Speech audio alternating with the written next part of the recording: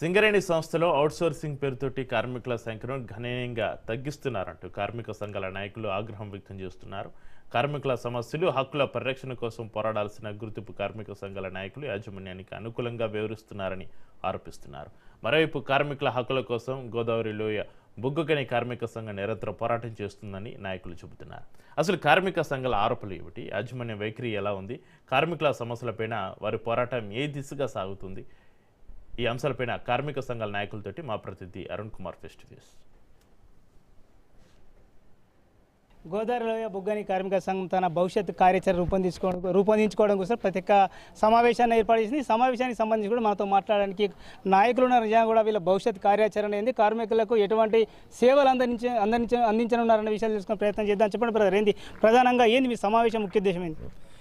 గోదావరి లోయ బొగ్గుగని కార్మిక సంఘం IFTU 78 నుంచి పనిచేస్తుంది. పరిస్థితి ఏమిటంటే బొగ్గు మనకి 22,000 మిలియన్ టన్నుల బొగ్గు ఉంది. ఇప్పటిదాకా 1.5 మిలియన్ టన్నులే తీసుకున్నాం.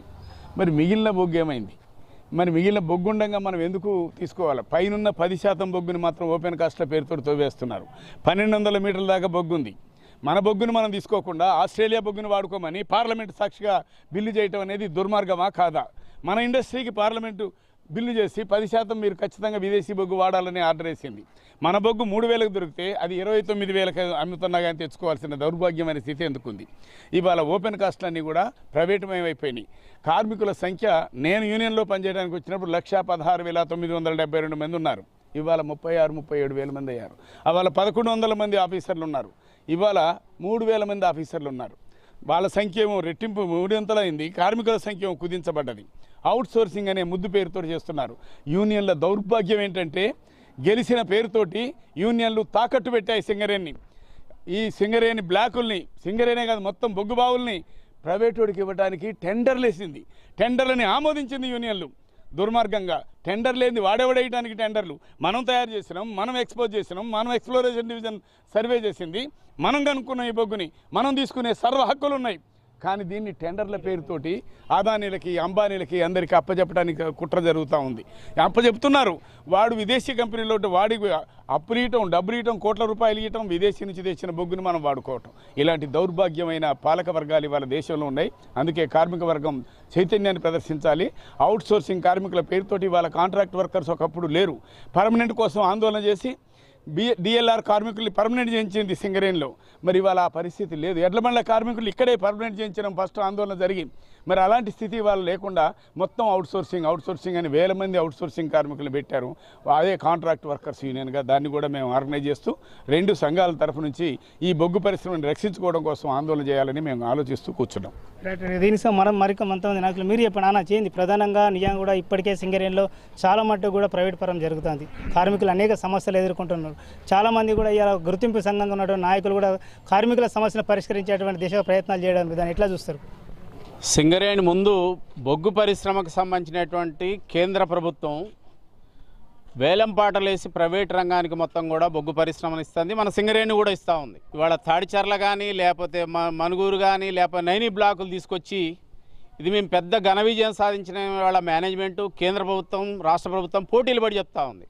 బ్లాకులను సింగరేణికి ఇవ్వడం కనుక IFTగా మేము సింగరేణి పరిరక్షణ కోసం ఈ సమావేశంలో చర్చించి భవిష్యత్తు కార్యాచరణ రూపొందిస్తాం.